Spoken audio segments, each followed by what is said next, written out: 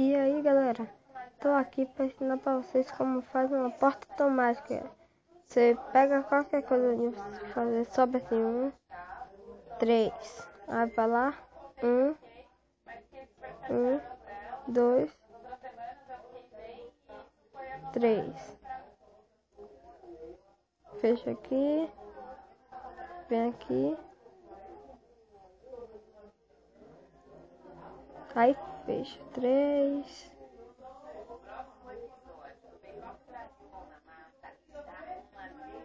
3,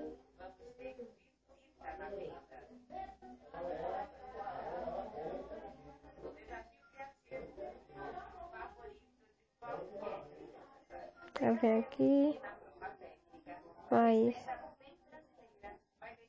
1,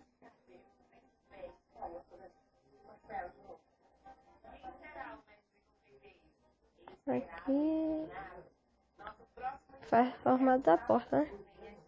Aí sobe aqui, pode subir, entra aqui, aí quebra 1, 2, aí quebra o terceiro, bota, não, areia aqui não, agora não, botar a madeira aqui, vem aqui, faz assim, assim, aqui é areia, pode quebrar assim,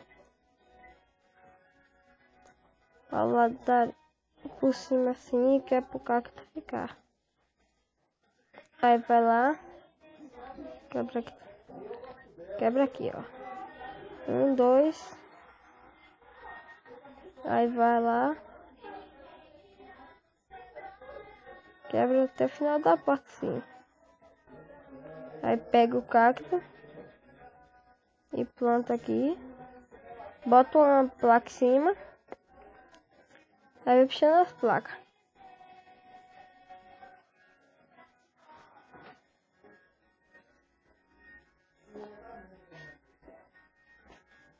Depois puxa as placas, pode botar areia aqui por cima,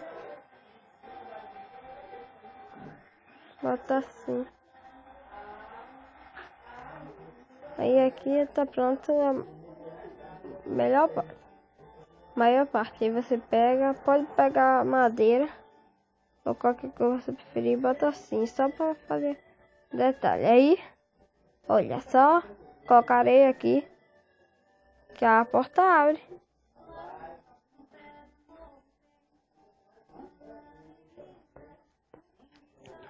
Bom galera, aí a porta abre. Gostou do vídeo aí? Deixe seu like, deixe seu gostei aí, favoritos, divulga o vídeo aí, se inscreva e valeu!